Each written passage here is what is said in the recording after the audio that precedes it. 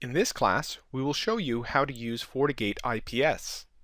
IPS is part of what makes FortiGate a UTM that can keep pace with the latest attacks. Beyond simple TCP stateful inspection and masking internal network IPs, modern FortiGate UTM firewalls can detect and block exploit attempts via various higher layer protocols. Here's an overview of what we will discuss. We'll show the FortiGuard IPS service, what protocol decoders do, the difference between a signature that matches a known attack versus one that matches a traffic pattern anomaly, severity levels, IPS signatures and sensors, denial of service attacks. After completing this class, you should have these practical skills. Essentially, you will learn how to use your FortiGate to study what is normal for your network, then detect and block anomalies and known attacks. Before we start, let's define what IPS currently means on FortiGate. You may be surprised. On older systems, IPS might have meant purely a snort-style signature matching, similar to antivirus signatures, but for protocols instead of binary files. But on FortiGate UTM, IPS has evolved to also detect anomalous traffic patterns such as a flood of traffic exceeding the usual bandwidth volume, and to apply heuristics that prevent an unexpected behavior of the protocol. Why aren't IPS signatures enough? Some attacks can't be successfully or efficiently defined in a signature. If the attack is too similar to legitimate traffic, IPS false positives will block your network service, not the result you want. To compare, on FortiGate, IPS uses signatures where it can detect an attack with relative certainty and reasonable performance, but IPS uses assorted other heuristic methods to find anomalies, unusual behavior in the packet flow, or suspicious volumes of certain packet types. How do signatures work differently than anomaly detection? What mechanisms, if any, are shared? Protocol decoders are used by the IPS engine. Protocol decoders parse the traffic according to the correct specifications for the protocol. If the traffic doesn't conform to the specification, if, for example, the traffic is trying to issue malformed or non-existent commands to your servers, then the protocol decoder detects the error. A default initial set of protocol decoders and the IPS engine that uses them is included when you install FortiGate firmware. Updates are included with the FortiGuard IPS updates. Unless a protocol specification or RFC changes, which is not very often, protocol decoders are rarely updated, however. The IPS engine itself changes more frequently, but still not often. What part of IPS is updated most often? The IPS signatures. New signatures are identified and built during the day by FortiGuard research teams, just like with antivirus. So if your FortiGuard services contract expires, you can still use IPS. However, just like with antivirus scans, IPS scans will over time become increasingly ineffective. Old signatures won't defend against new attacks. The signature database is subdivided into regular and extended. Regular signatures are common attacks whose signatures, during testing prior to release on the FortiGuard distribution network, caused rare or no false positives. So it's a smaller database, and its default action is to block the detected attack. Extended signatures contain everything else. These are not enabled by default because either performance impact is significant, or the nature of the attack doesn't support blocking. By default, the regular database is enabled but not the extended. In fact, due to its size, the extended database is not available for FortiGate models with a smaller disk and/or RAM. But for high security networks, you may be required to enable extended signatures. You should mark the Enable Extended IPS Signature Package option on System Config FortiGuard. What else do FortiGuard IPS updates provide? IPS involves anomaly inspection, deep packet inspection, full content inspection, activity inspection, and heuristic detection. Some software does not maintain a constant pattern. Skype and other peer-to-peer software, for example, periodically change in order to avoid detection. So in order to correctly identify it, IPS requires heuristics and adaptive detection. As a result, FortiGuard IPS also provides fresh updates for application control and flow-based antivirus. When your FortiGate downloads a FortiGuard IPS package, new signatures will appear in the signature list. For each signature, you can change its action setting. The default often is correct, except if your software vendor releases a security patch, then continuing to scan for exploits will waste FortiGate resources. Your network has a custom application with traffic that inadvertently triggers an IPS signature. You can disable it until you notify Fortinet. The list of IPS signatures also indicates the severity level. What do the indicators mean? The severity level is based on the CVSS2 rating systems. There are many contributing factors. For details, go to the FIRST.org website. Do all severity levels match CVSS exactly? No. Fortinet always marks remote code execution as high or critical severity, regardless of the CVSS rating. Details are explained on the FortiGuard website. The FortiGuard website has more than just news on the latest IPS. It has details about recently discovered zero-day attacks, a searchable vulnerability encyclopedia, white papers, blogs, and security advisories. If you're not sure if you should enable an IPS signature on your FortiGate, you can search the encyclopedia. The encyclopedia has useful information such as affected systems and recommended corrective actions. So if you don't use that protocol or don't have a vulnerable system, you can safely disable the corresponding signature. But if you are vulnerable, the encyclopedia can provide information about how to protect yourself. The FortiGuard encyclopedia only contains publicly disclosed vulnerabilities, though. Obviously, it can't contain vulnerabilities that, for whatever reason, can't yet be responsibly disclosed. Exploits for unknown vulnerabilities called zero-day attacks are sold for large amounts of money on the black market. Since these exploits aren't known, there's no available patch or detection. But if you're vigilant, you can write your own custom IPS signatures. Before you write custom IPS signatures, you should first understand how the IPS engine evaluates traffic for signature matches. FortiGate doesn't compare traffic to each signature individually. This would require the CPU to load from disk and then evaluate each complete signature. In total, when fully enabled, this would be more than 8,000 disk accesses and comparisons.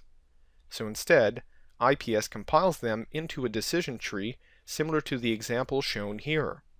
FortiGate loads this entire decision tree into RAM. This can use significant memory, especially on FortiGate models that don't have large amounts of RAM. But the advantage is that it takes far less CPU. To make the tree, FortiGate breaks down signatures into identical pieces, port, protocol, etc., and shares the evaluation. So if traffic does not match that part, then the IPS engine can bypass comparisons with all similar signatures. But if it does match, then IPS continues with the next shared segment of the signature. When it finds a match, FortiGate applies its corresponding action. So when you write custom signatures, first use packet capture to record a variety of sample packets. Understand and avoid mismatches with lower layers of normal packets on your network, such as their layer 2 and layer 3, which will be evaluated first in the tree. Note that if you misconfigure a custom signature, or if you configure a custom signature that is no longer supported after you update the FortiGate firmware or IPS engine, problems like this often aren't included in Fortinet technical support. So if possible, you should also test your custom signatures in a lab. We'll show one example here. I'll start with FSBID. After that, protocol-specific keywords define what part of the packets to search for a match, and what values comprise a match. Each key value pair ends with a semicolon and a space. You can include multiple key value pairs. The signature ends with a closing parenthesis. A reference to syntax for custom IPS signatures is in the FortiGate handbook. Supported keywords vary by the protocol decoders, which can vary by firmware version, for example. So if you create custom signatures, you should be sure to read the release notes and new handbook before upgrading, and if possible, test the firmware before installing it in a live traffic environment. Let's see some examples. Here is a sample custom signature called ping.deth. It searches for ICMP traffic that exceeds about 32 kilobytes. After you create and save the signature, FortiGate will automatically add an attack ID, so don't include it when you enter the signature. Next is a signature for HTTP. It searches for the pattern post in a very specific location inside the packet. In normal HTTP post requests, the method should be in this specific location. This prevents IPS from scanning the entire HTTP payload, which could contain a web page that accidentally matches, for example, due to the words postal code. Once you have created your custom signature, pair it with an action within an IPS sensor. Then reference that IPS sensor in a firewall policy. The steps are the same, by the way, regardless of whether you want to use custom signatures or ones predefined by FortiGuard. Here's an example of an IPS filter being created. To include all signatures in the filter, we've marked all options. To include only a few signatures in the filter, we would only mark one option. For example, if we only marked the client option, only 4 signatures would be included in the filter. Each individual signature can have multiple tags such as HTTP, Microsoft, IIS, and TCP. The more specific you can make your filter, the less resources will be used to scan your traffic because its parts will seldom match, and so the IPS engine will quickly continue with the next comparison or scan. When the IPS engine compares traffic with the signatures in each filter, order matters. The rules are similar to firewall policy matching. Topmost filters are evaluated first, and the first match applies. So usually you should position more specific filters at the top of the list. Enabling IPS and selecting an IPS sensor in the firewall policy is self-explanatory. So far, we've shown signatures that match illegal commands and invalid protocol implementations. What about attacks that function by exploiting asymmetric processing or bandwidth between clients and servers? Some denial of service attacks, for example, exhaust limited server-side bandwidth or sockets. The goal is to overwhelm the target, to consume resources until it can't respond to legitimate traffic. This can be done in various ways. High bandwidth usage is only one type of denial of service. Many sophisticated denial of service, such as Solaris, don't require high bandwidth. For high bandwidth denial of service, remember that although your FortiGate blocks traffic floods, the flood is still consuming bandwidth up to the point of its external interface. So your servers are protected from impact, but if the upstream network is not, so your servers may still be effectively unavailable. Especially for distributed denial of service attacks, you must work with your ISP to fully prevent high bandwidth denial of services. To block denial of service attacks, apply a denial of service policy on a FortiGate that is between attackers and all resources that you might want to protect. Denial of service protection exists for 4 protocols: TCP, UDP, ICMP, and SCTP.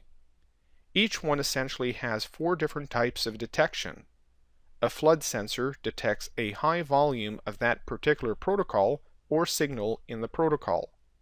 Sweep scan detects attempts to map which of a host's ports respond and therefore may be vulnerable. Source signatures look for large volumes of traffic originating from a single IP. Destination signatures look for large volumes of traffic destined for a single IP. If you do not have an accurate baseline for your network, then when you implement denial of service for the first time, be careful not to completely block network services. To prevent this, initially configure the denial of service policy to log but not block. Using the logs, you can analyze and determine normal and peak levels for each protocol. Then adjust the thresholds to comfortably but not loosely allow the usual peaks. Thresholds that are too high can allow your resources to be exhausted before the denial of service policies trigger. Thresholds that are too low will cause FortiGate to drop normal traffic. Now, we will take a look at some common types of denial of service attacks. The first is called a SYN flood. You can find more information by searching the internet. Basically, an attacker sends many SYN packets. Usually the server must respond to each connection request, then remember it in RAM while it waits for the client to acknowledge the connection. The connection is half-formed. Normal clients will quickly complete and begin using the connection to transmit data. But malicious clients will only continue to send more SYN packets until the server's table of TCP connections is full and cannot accept more. Then the server begins to ignore connections from the clients, regardless of whether they are an attacker. Depending on the system itself, this type of attack can also damage the hardware. To defend against this, FortiGate acts as a pseudo-proxy. It waits until the client has finished connection buildup to form the back-end connection. If this doesn't complete quickly, FortiGate begins to drop the attacker's connection requests from the table. Another type of anomaly is an ICMP sweep. ICMP is used during troubleshooting. Devices will respond with success or error messages. But attackers can use this to probe the network for valid routes and responsive hosts. This provides information about your network before the attacker begins more serious exploits. An individual denial of service attack is a flood of traffic coming from a single address. It can originate from the internet or even from your internal network. Typically, a single device makes many connections or sessions and possibly uses much bandwidth to a single location. All four protocols in the denial of service profile, ICMP, TCP, UDP, SCTP, have an anomaly sensor for the source. These are built to examine the traffic each IP is generating and compare that to the threshold value. A variation of this is the distributed denial of service attack. It has many of the same characteristics. The main difference is that multiple devices are all attacking at the same time. This could be 5 or maybe 50 or 500 or more devices attacking together. Remember earlier when we showed that despite FortiGate protecting the host, the resource could still become unavailable if the bandwidth to the ISP was consumed. Think about how these decisions work. They do not trigger until a specific threshold is reached. Let's say, for example, that the denial of service sensor doesn't trigger until 5,000 sessions occur within 1 second. These 5,000 sessions are allowed first come, first served. So if multiple external devices are all generating connections to the same destination, attackers which are creating connections the fastest will be the ones most likely to get the connections. Many of these denial of service attacks can physically damage systems, so the goal is to prevent that from happening and prevent this kind of damage. But how can you find the right threshold? You must know what normal traffic thresholds are on your network, in other words, the baseline. Everything we have shown so far is inline scanning. Traffic passes through FortiGate from one interface to another. But you can also deploy FortiGate out of band in a one-arm or sniffer mode topology. To do this, connect FortiGate to a switch's span or mirroring port. Historically, when IPS scanning was first invented, it was slow and could introduce significant latency, so this method of deployment was very common. But current hardware performance is much better, so this method is now primarily for testing or evaluation purposes. The main limitation with this mode is that FortiGate cannot block any traffic. Because it's on a mirrored port on the switch, not directly between the attacker and your protected network, FortiGate isn't placed to intervene. Sniffer mode is enabled on a FortiGate's physical interface, not a logical interface such as a VLAN. When you enable sniffer mode on an interface, you can use any security profile that uses the IPS engine. This means that you can do antivirus scanning if it is flow-based, since flow-based uses the same engine as IPS. FortiGate won't allow you to select profiles that aren't appropriate for one-arm inspection. They're automatically filtered out. If you don't have any appropriate profiles, the GUI won't display that action. Before sniffer mode, the only way you can demonstrate a FortiGate was to put it transparently in line with the traffic. This could potentially disrupt the network if you didn't properly understand the layer 2 topology, but now there is no risk. Anomalies and signature matches have different logs associated with them. Since an anomaly's name already gives information about the traffic and the attack, such as which protocol is involved and whether it's the source address, often extra details in the logs aren't needed. But when an IPS signature matches, you often will require additional information, such as the port and the destination and what system is vulnerable. IPS sensors are not the only way that IPS can generate logs, however. When denial of service policies generate logs, they are aggregated. When several incidents occur together, this reduces the number of log messages. In large attacks, the number of incidents can easily reach 100,000 in a few seconds. Generating a log entry for every packet that matches would completely utilize the CPU. So instead, FortiGate collapses incidents by periodically recording only one message for all of them and noting the number of incidents. Here, the detection threshold was 50 and the total count is 75. So FortiGate doesn't make 24 separate log entries, one for each incident above 50.